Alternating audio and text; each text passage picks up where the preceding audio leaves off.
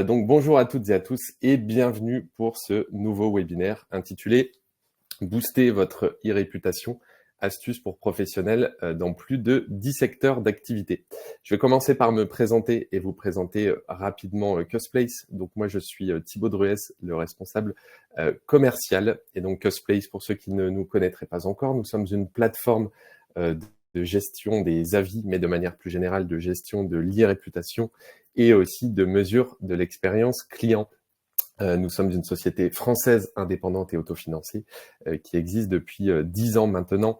Nous avons quand même une présence internationale grâce aux clients que nous accompagnons. Je pense à des marques comme Afflelou, Optical Center et d'autres qui sont elles-mêmes présentes à l'international, ce qui nous donne cette possibilité de pouvoir gérer et traiter les avis dans plusieurs langues.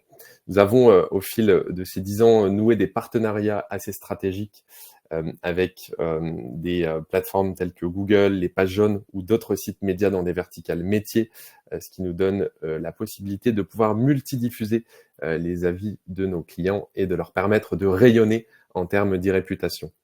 Nous sommes doublement certifiés NF, on a cette double norme française au niveau de la gestion des avis, à la fois sur la partie avis client et sur la partie avis salarié, dont nous reparlerons un petit peu plus tard au cours du webinaire. Enfin, en termes de référence, vous le voyez sur la droite de l'écran, nous travaillons, je l'évoquais, avec des grands réseaux d'opticiens, mais aussi des acteurs dans le domaine de l'habitat, de la rénovation, dans le domaine bancaire, des assurances, du tourisme, et voilà, nous sommes plutôt plurisectoriels, et c'est un peu l'objet aussi du webinaire, de pouvoir vous donner des conseils et des astuces sur eh bien, une dizaine de secteurs d'activité au total. Notre métier, si je devais le résumer en 5 grands points, est de vous simplifier la vie, pour le petit jeu de mots, en vous proposant une plateforme qui permet de centraliser et de gérer les avis de manière assez simple depuis un seul et même endroit. On a cette capacité d'agréger l'ensemble des avis, peu importe la source dont ils proviennent. J'évoquais Google, les pages jaunes, TripAdvisor pour la partie tourisme et également d'autres plateformes encore. En deux, nous proposons aussi des outils afin de pouvoir solliciter les avis de ces clients. Alors, ces outils sont multiples. Ça peut être du mailing, ça peut être du QR code, ça peut être via une API. Il existe évidemment plusieurs moyens afin d'aller demander l'avis à ses clients. On permet aussi à nos clients de pouvoir multidiffuser les avis à 360 degrés grâce notamment au partenariat que j'évoquais juste avant. En 4, on va restituer les informations de manière très visuelle pour permettre aux marques de comprendre l'expérience vécue par leurs clients, détecter les éventuels points de friction et évidemment les points forts grâce à de multiples outils statistiques. Et enfin, nous accompagnons aussi les marques et donc nos clients sur toute la partie référencement, visibilité, le large sujet du SEO. Voilà pour la présentation de Custplace. Je vous propose de passer sans plus attendre au sommaire de ce matin. On va d'abord s'intéresser à ce qui se cache derrière le terme d'e-réputation et pourquoi aujourd'hui, essayer de comprendre ensemble pourquoi l'e-réputation est devenue si importante. On verra en deuxième partie les différentes catégories d'avis qu'il existe en ligne. Il y en a 4 principales que je vous détaillerai. Et puis nous verrons les fondamentaux de la gestion de l'e-réputation, des points qui sont communs puisqu'il y en a à tout secteur d'activité. Et on verra ensuite évidemment les nuances par secteur. Je l'évoquais, on va en voir environ 10 ensemble ce matin. On va essayer de comprendre pourquoi il est important d'adapter la gestion de son e-réputation en fonction de son secteur d'activité. Et j'essaierai également de vous donner des astuces, des conseils sur 10 secteurs au total. Ces astuces et conseils proviennent eh bien, de nos 10 ans d'expérience, d'accompagnement des clients et des marques dans les secteurs que nous verrons ensemble ce matin. Alors, qu'est-ce qui se cache derrière le terme d'e-réputation ? Finalement, c'est tout ce qui va être dit au sujet de votre entreprise ou de votre marque sur Internet. Ça peut être des choses à la fois positives ou négatives. L'important est de pouvoir bien identifier où on parle de vous. Alors, ça peut être sur les réseaux sociaux, ça peut être sur des blogs, sur des forums et aussi évidemment sur des plateformes de gestion des avis. Avoir aujourd'hui une e-réputation positive, c'est-à-dire avoir une bonne notation générale, avoir une belle volumétrie d'avis, sera un vecteur de business très direct pour votre activité, puisqu'aujourd'hui, une majorité de consommateurs ont le même réflexe, vous l'avez vous-même sans doute, qui est d'aller consulter les notations et les avis sur une entreprise avant d'entrer en contact avec elle, avant de rentrer dans une décision d'achat ou de se rendre en boutique. Eh bien, on est pas loin de 90% à avoir ce réflexe d'aller consulter encore une fois les avis. Donc, on comprend bien que si on maîtrise bien son e-réputation, qu'on a une belle notation, ça peut être, je le disais, un vecteur de business, ramener de la nouvelle clientèle. À l'inverse, si on a des mauvaises notes, qu'on est mal évalué, que les retours sont négatifs, eh bien, ça ne donnera pas envie aux consommateurs d'entrer en contact avec votre entreprise ou votre marque. Aujourd'hui, plus de 3 Français sur 5 avouent que si ils constatent une note inférieure à 3,5 sur 5, eh bien, ils ne se rendront pas en boutique ou n'auront pas cette démarche de pouvoir acheter en ligne. Donc, on comprend bien l'importance aujourd'hui de pouvoir maîtriser, encore une fois, tout ce qui va être dit à propos de soi, à propos de sa marque sur Internet. Alors, quels sont les différents types d'avis qu'il existe? Donc, je l'évoquais, 4 catégories principales. Tout d'abord, les avis de la marque, où là, les clients vont plutôt évaluer une expérience vécue de manière générale. Ce qui peut être une expérience vécue en magasin, mais aussi sur Internet, la facilité de naviguer sur un site, de passer une commande, etc. Vraiment l'expérience vécue de manière générale. On va retrouver aussi les avis des points de vente, donc plutôt les avis au niveau local, lorsqu'on a un magasin physique ou un réseau avec plusieurs établissements, plusieurs agences ou plusieurs magasins, où là, les critères d'évaluation seront plutôt bien sûr l'accueil, la propreté, l'accompagnement, etc. Les avis des produits et services, où là, les critères seront plutôt des critères bien identifiés en fonction de la nature du produit. Ça peut être la qualité, évidemment, ça peut être le design. Si on parle de produits alimentaires, ça peut être le goût, la texture. On va vraiment laisser une note basée sur plusieurs critères. Et enfin, il y a une dernière catégorie qui est de plus en plus émergente, ce sont les avis des salariés.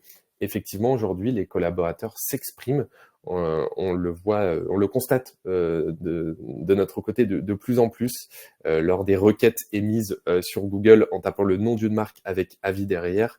Il y a de plus en plus les avis des collaborateurs qui ressortent. Et aujourd'hui, une majorité de candidats souhaitent s'informer sur ce que vivent les salariés en interne avant de postuler auprès d'une entreprise tout simplement. Donc cette catégorie d'avis fait de plus en plus partie, qu'on le veuille ou non, eh bien de l'e-réputation de la marque de manière globale. On a mené une étude, peut-être qu'on peut vous communiquer le lien dans le chat en même temps que je parle, ou sinon on le fera à la fin du webinaire. On a mené cette étude au mois de septembre sur justement la répartition de la catégorie d'avis la plus recherchée en fonction de son secteur d'activité. Et c'est aussi évidemment l'objet du webinaire et de ce que je vais vous présenter dans quelques instants. Il y a quand même, je l'évoquais, des fondamentaux et un tronc commun, si je peux dire ça comme ça, quel que soit votre secteur d'activité. Ça va être tout d'abord d'assurer une veille constante de ce qui est dit au sujet de votre marque. On l'évoquait juste avant, mais ça peut être sur les forums, ça peut être sur les réseaux sociaux, sur des blogs, etc. Ce qui est important pour vous, et un conseil que je peux vous donner, c'est de mener un audit et de savoir aujourd'hui où sont vos clients, où sont vos consommateurs et ce qu'ils disent sur vous et sur quelle plateforme. Ça, c'est le premier élément.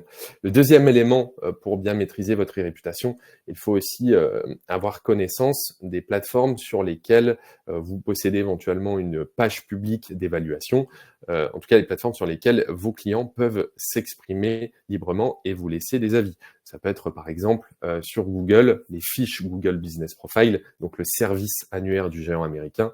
On y reviendra en détail, mais très en lien avec les évaluations d'ordre local lorsqu'on a un magasin ou un réseau d'établissements.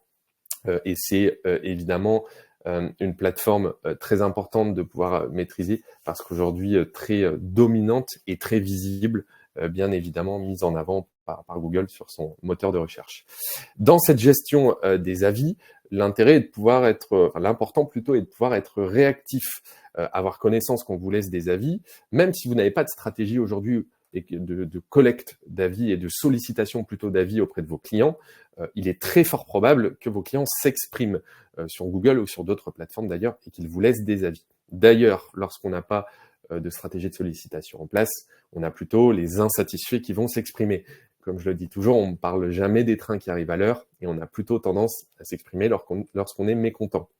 Le moyen de contrer cela et de faire remonter mécaniquement ces notes, ça va être de mettre en place une stratégie où on demande les avis à l'ensemble, l'avis plutôt à l'ensemble de sa clientèle, à sa majorité silencieuse qui elle est satisfaite.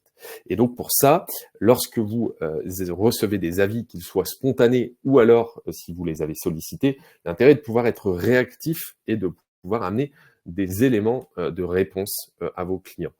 C'est pas toujours évident de répondre à tout le monde, on en a bien conscience, mais c'est quand même un bon objectif à se fixer. On se concentre bien sûr en priorité sur les avis négatifs, ce qui permet d'amener des éléments de solution, de faire retomber le soufflet et de pouvoir récupérer éventuellement un client qui serait mécontent. Donc, on priorise vraiment les avis négatifs. Néanmoins, ne pas perdre de vue que répondre aux avis positifs, ça peut être aussi une très bonne chose. Ça va vous permettre de fidéliser vos clients et surtout pour vos futurs clients qui viennent se renseigner, qui regardent vos avis, vous allez encore une fois vous mettre dans la peau d'une marque qui fait attention à ses clients et qui crée du lien. Donc le côté gestion et réactivité, on peut presque lier ces deux points. Autre point important sous votre réputation, le fait de gérer vos avis, donc d'afficher une belle volumétrie, donc une quantité importante, en tout cas une quantité non négligeable d'avis ainsi qu'une bonne notation, vous permettra d'optimiser le SEO. Alors le SEO, vous savez, c'est le référencement, c'est votre capacité à bien ressortir dans les moteurs de recherche, et ça, l'algorithme de Google le prend en compte, le fait que peut-être par rapport à certains concurrents, vous ayez des meilleures notes et plus de notes, eh bien Google vous fera mieux ressortir. Autre point qui vous permettrait d'améliorer, de développer votre réputation, ça va être de produire du contenu de qualité. On vit dans un monde où, en plus de vendre des produits et services à vos clients, c'est très bien d'être dans une démarche où vous pouvez leur fournir de l'information via du blog, via des tutos, via de la vidéo. Tout ça concourra à améliorer évidemment la perception qu'auront vos clients de votre marque et donc améliorer votre réputation. Avoir une présence aussi omnicanale, bon, ça paraît peut-être assez logique de le rappeler aujourd'hui, mais c'est important de pouvoir être présent là où sont présents vos clients. Vous aurez sûrement une partie de votre clientèle qui sera plutôt présente en ligne, d'autres en boutique si vous avez des magasins physiques. L'idéal étant vraiment pouvoir eh bien, entrer en contact ou rester en contact et avoir donc cette présence omnicanale. De mesurer aussi vos résultats. Si vous décidez de lancer une stratégie de sollicitation des avis de vos clients pour développer votre réputation, eh bien, on vous conseille de pouvoir mettre en place des indicateurs et ce qui vous permettra de détecter ce qui fonctionne bien et de pouvoir éventuellement ajuster.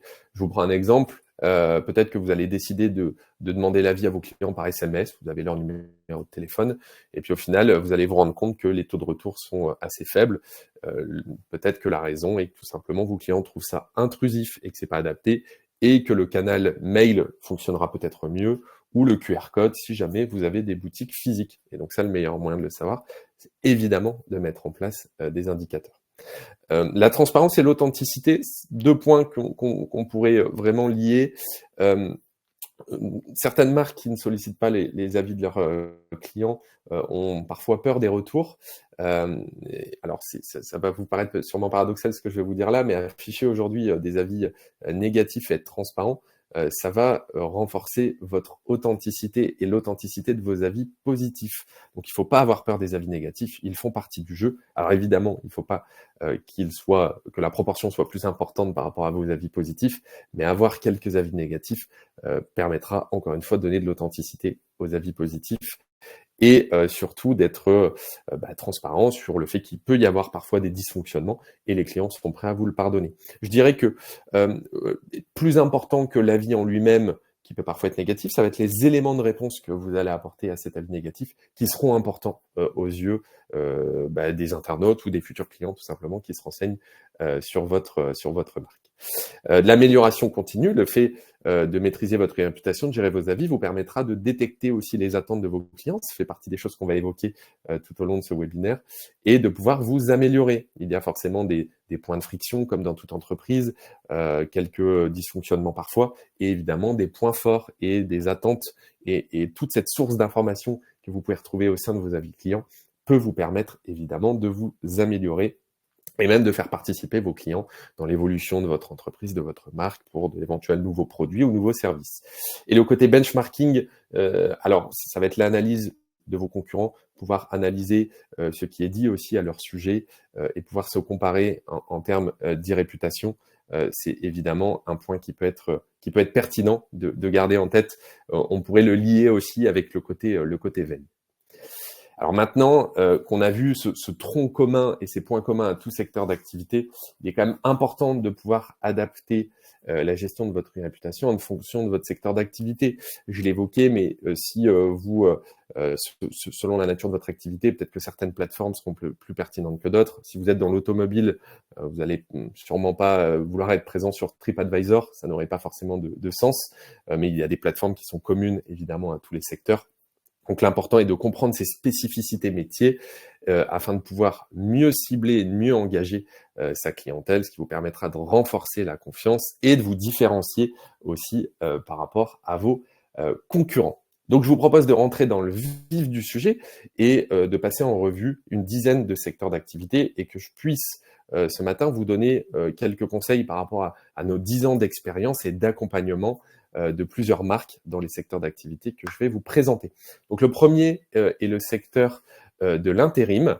Vous voyez, ce secteur est très concerné par les avis des salariés. Voilà, une majorité, la catégorie principale qui ressort dans ce domaine d'activité en termes de recherche sur Internet, de recherche d'avis, ce sont les avis des collaborateurs. En fait, un salarié, ce qu'on se rend compte, c'est qu'un salarié satisfait sera le meilleur ambassadeur pour une marque et c'est surtout valable, alors c'est valable dans plusieurs secteurs d'activité, mais c'est surtout flagrant dans le domaine de l'intérim et ce qui va être attendu de la part des futurs intérimaires ou des internautes qui se renseignent ou des futurs candidats plutôt, ça va être une transparence sur les missions. Et au-delà d'une annonce, eh bien, aller chercher cette source d'information auprès d'intérimaires ou de salariés en poste à l'instant T a réellement du sens et c'est un usage, je l'évoquais, qui est de plus en plus fréquent puisqu'aujourd'hui, pas loin de 75% des futurs candidats vont à la pêche aux informations et s'informent sur ce que vivent les salariés en interne avant même de postuler.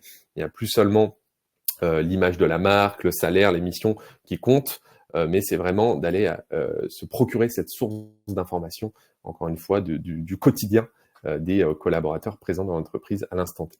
Dans ce domaine de l'intérim, ça va être de pouvoir assurer aussi un suivi post-mission, très apprécié des intérimaires, c'est ce qui ressort souvent dans les avis, le fait qu'on leur demande leur avis, qu'on essaie de comprendre ce qui a fonctionné, les éventuels axes d'amélioration, qu'on les intègre, vraiment se sentir écouté, fait partie des points vraiment capital, on va dire, dans ce domaine-là. Et enfin, le côté formation et développement des compétences, ça fait aussi partie des choses qui ressortent énormément dans ce secteur d'activité. Deuxième secteur, celui de la restauration, de l'hôtellerie et des campings. Alors le domaine du tourisme de manière générale, qui est un domaine finalement très impacté historiquement par les avis et notamment les avis des points de vente, donc les avis au niveau local. Très lié à Google, je l'évoquais, mais ça peut être aussi lié à d'autres plateformes telles que TripAdvisor. Et c'est vraiment l'usage. Hein. Aujourd'hui, encore une fois, je présentais la stat tout à l'heure où 90% des consommateurs vont se renseigner avant d'avoir une décision d'achat.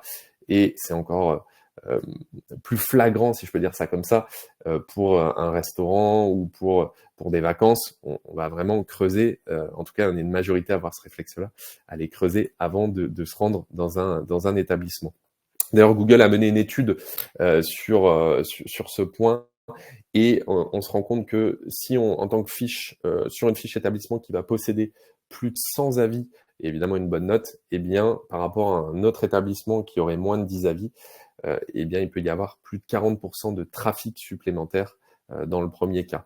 Donc, je l'évoquais en préambule, c'est une source de ces vecteurs de business pour vous si vous êtes dans ce secteur d'activité très direct, le fait, encore une fois, de pouvoir maîtriser son e-réputation sur cette plateforme de Google. Quelles sont les attentes, on va dire, dans ce domaine-là? Eh bien, ça va être de pouvoir visualiser des photos, des vidéos de qualité, évidemment, pouvoir se projeter à la fois des photos et vidéos proposées par le restaurateur ou le responsable de l'hôtel ou du camping, mais aussi des retours et du contenu présent au sein des avis des clients. Ça va être aussi de pouvoir mettre à disposition une expérience client digitale, notamment pour proposer une facilité de réservation en ligne. C'est de plus en plus l'usage et vous allez voir que ce point est assez commun finalement à plusieurs secteurs d'activité. Et enfin, les attentes des consommateurs, des futurs clients dans ce secteur-là va être autour de la propreté, bien évidemment, de la sécurité et aussi de la partie accueil. Voilà, ça fait partie des 3 critères au sein des avis qui ressortent vraiment le plus et pour lesquels les consommateurs seront en quelque sorte intransigeants et ont certainement raison de l'être. Troisième secteur d'activité, les produits de grande consommation, les PGC comme on les appelle. Donc ça va être des produits alimentaires, hygiène, beauté, santé, etc. Où là, c'est sans équivoque, c'est très représenté par les avis produits et services. C'est vraiment la nature des recherches des consommateurs dans ce secteur-là. Et les attentes vont être au niveau de la transparence, des ingrédients, du contenu, des process de fabrication, des procédés, mais aussi est-ce que les produits ont une certification ou des labels, de pouvoir visualiser des partages de témoignages d'experts, des avis d'experts, et aussi de pouvoir mettre en situation les produits. Alors si on parle de l'alimentaire, ça va peut-être de pouvoir visualiser le tuto d'une recette, mais c'est hyper important que les consommateurs puissent se projeter dans l'usage de vos produits. Je vous prends l'exemple d'une marque que l'on accompagne dans l'alimentaire, qui est la marque la plus vendue en France en termes d'actes d'achat, qui est Erta, que forcément tout le monde connaît. Ce que vous voyez apparaître au milieu de l'écran, c'est le screenshot, c'est une photo d'un Google Suggest, donc des suggestions de Google lorsqu'on commence à taper Erta Avis, des requêtes les plus recherchées, et on constate que ça concerne uniquement des produits, les cookies Erta, Knacky Erta, chorizo, Erta végétal, etc. Donc l'usage est vraiment dans ce domaine-là sur les avis des produits.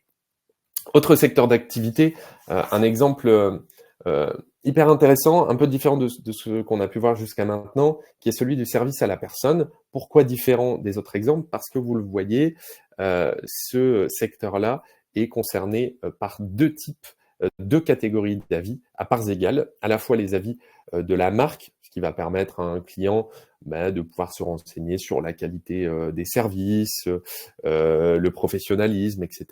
Et les avis aussi des salariés. En fait, ce qui est important dans ce domaine d'activité, c'est la relation de confiance. On parle d'humain, évidemment, un peu plus que dans d'autres secteurs, et on a besoin en tant que client, lorsqu'on est accompagné, voilà, pour faire garder ses enfants ou un accompagnement pour ses parents s'ils sont âgés ou dans les tâches quotidiennes, de pouvoir créer une relation de confiance avec la personne qui interviendra. Et on a besoin en amont de se renseigner et de comprendre quelles sont les conditions de travail dans lesquelles les collaborateurs évoluent, et est-ce que c'est aussi en adéquation en termes de valeur. En tout cas, c'est vraiment le reflet dans le type, dans la catégorie, dans les 2 catégories prédominantes de recherche d'avis dans ce secteur d'activité.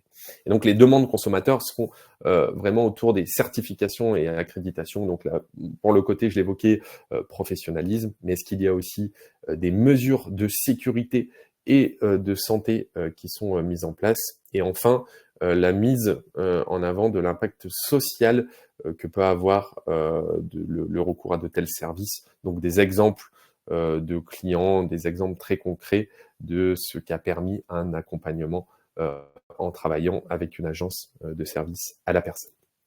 Autre secteur qui n'a rien à voir, celui de l'immobilier, où là ce sont vraiment les avis de la marque de manière générale qui sont prédominants. Alors, dans ce secteur, on peut à avoir des activités en B2C, donc plutôt pour des particuliers ou en B2B entre professionnels. Mais les attentes sont assez communes finalement.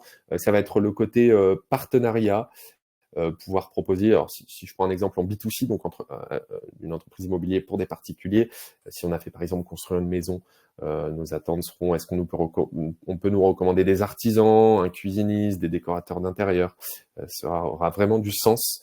L'utilisation d'outils numériques, alors ça, finalement, ça va être commun à d'autres secteurs d'activité que je vous présenterai après. Ça a été accéléré évidemment avec le Covid, pouvoir se projeter, faire des visites virtuelles.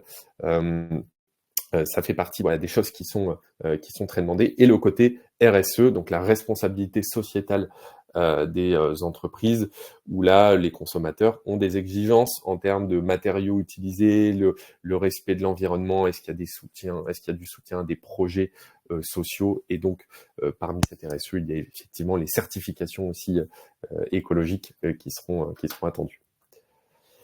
Autre secteur d'activité, celui de la banque et de l'assurance. Alors là, on peut faire un lien assez direct avec le domaine des services à la personne, puisque vous le voyez, ce secteur est aussi concerné, non pas à parts égales, mais quasiment dans les mêmes proportions par les avis de la marque et les avis des salariés. Alors pourquoi finalement on parle d'humain à service parfois équivalent entre des mêmes banques, enfin entre des banques différentes plutôt ou des assurances aussi différentes, mais finalement ce que vont attendre les consommateurs, c'est le côté confiance, accompagnement, et ça ils le retrouvent de plus en plus dans les avis des collaborateurs, encore une fois par rapport aux conditions de travail, par rapport à l'ambiance et par rapport à une éventuelle adéquation entre les valeurs véhiculées par la marque et finalement les valeurs des clients. Donc là, les attentes seront un peu spécifiques puisqu'on parle quand même de données sensibles, que ce soit des données financières ou même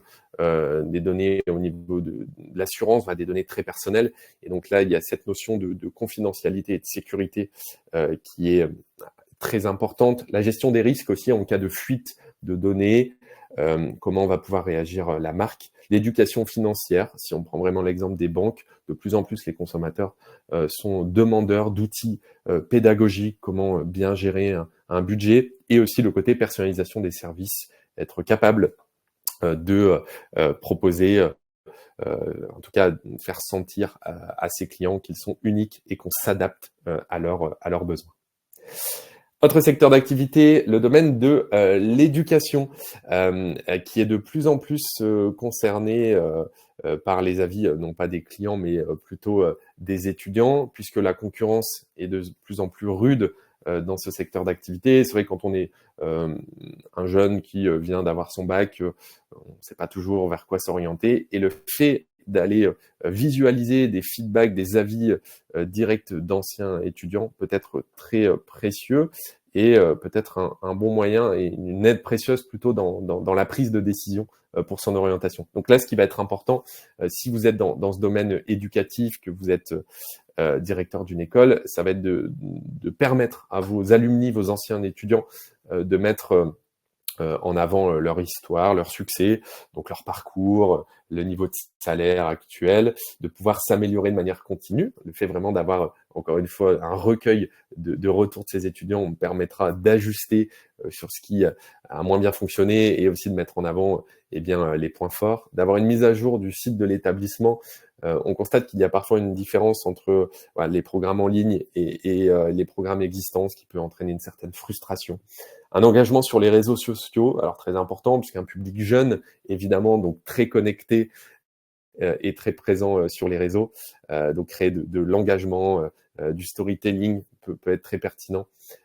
Pouvoir accompagner aussi les étudiants sur leur orientation. Et enfin, un des critères très importants qu'on détecte au sein des avis, c'est qu'il puisse y avoir une transparence financière sur le coût réel et global que peut avoir une année d'études.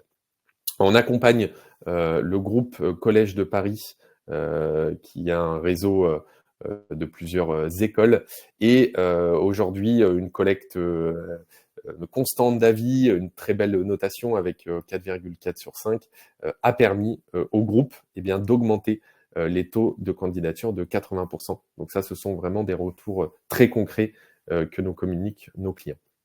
Autre secteur d'activité, celui du prêt-à-porter, où là, c'est vraiment les avis marques qui vont essentiellement intéresser les consommateurs.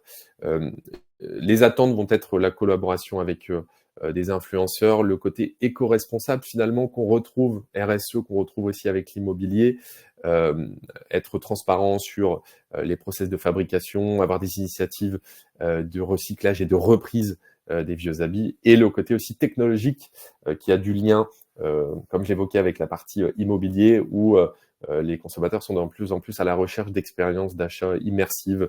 Vous savez, le fait de pouvoir se prendre en photo et d'avoir la projection d'un futur t-shirt ou d'une chemise qu'on souhaiterait acheter. Donc la technologie a de plus en plus sa place dans ce domaine du prêt-à-porter. Et enfin, dernier secteur d'activité qu'on tenait à vous présenter ce matin, c'est celui de l'automobile. Donc là, je vais faire beaucoup de liens aussi avec le prêt-à-porter, puisque ce sont les avis de la marque qui sont les plus dominants dans ce secteur-là, et aussi du lien avec le secteur de l'immobilier, où même chose, le côté technologique est vraiment le point fort ou l'attente principale de la part des consommateurs, donc il y ait des évolutions technologiques, qu'il puisse y avoir aussi des tours virtuels, comme on pourrait au même titre visiter un appartement, et bien là c'est pouvoir visiter un véhicule sous tous les angles, et les initiatives de développement durable. Donc là on reprend vraiment les mêmes contextes qu'avec l'immobilier, les démarches RSE, les types de matériaux utilisés, la transparence sur les process de fabrication, etc. etc. Voilà globalement ce que je pouvais vous dire ce matin. Il est 11h32, on a presque respecté le timing. Si vous voulez, je peux prendre des questions dans le chat, s'il y en a. Je me ferai un plaisir de pouvoir y répondre. Merci à tous de votre attention. Ce webinaire sera disponible en replay sur YouTube assez prochainement. Et n'hésitez pas à me contacter si vous avez des questions. Mon adresse email, c'est tout simplement Thibaut, sans L, thibut@custplace.com. Et je vous donne rendez-vous pour un prochain webinaire qui aura lieu le jeudi 7 décembre et qui portera sur les tendances de 2024. Alors, sujet très intéressant, quelles sont les nouvelles plateformes qui intègrent la gestion des avis, quels sont les nouveaux usages. Ça fait plusieurs mois qu'on analyse et qu'on suit tous ces sujets de près, et on essaiera de vous restituer toutes ces informations-là, donc lors de notre prochain webinaire le 7 décembre. Voilà, j'ai plus qu'à vous souhaiter une très bonne journée à toutes et à tous, et je vous dis à très bientôt. Merci.